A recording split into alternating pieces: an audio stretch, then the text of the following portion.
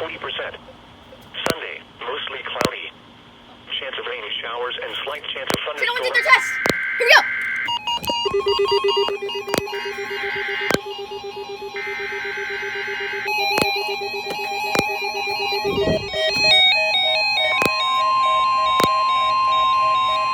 Shit. This is a weekly test of the NOAA radio warning alarm device and the emergency alert system. During potentially dangerous weather situations, especially the receivers are automatically activated to warn of the impending severe weather and or hazards for the Florida. Well, my WX 500 is officially broke.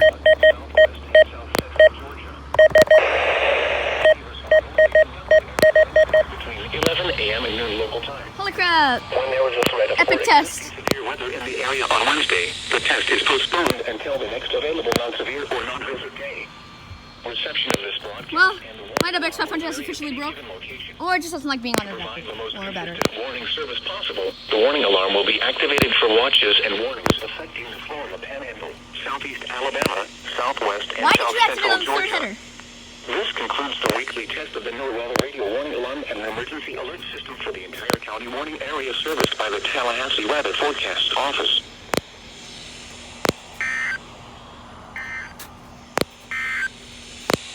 The forecast for the local area. Today, partly sunny. Slight Oh!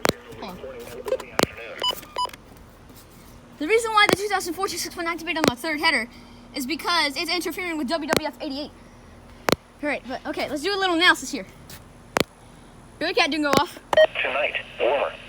Probably because it doesn't like being on batteries. The ESP didn't go off. Switch it back to mute. 259 went off. The alert works activated.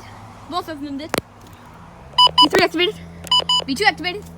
2003-261 surprisingly activated before the 2004-261. The 67 activated. And the 262 activated. And the 521 activated. So yeah, that was week test.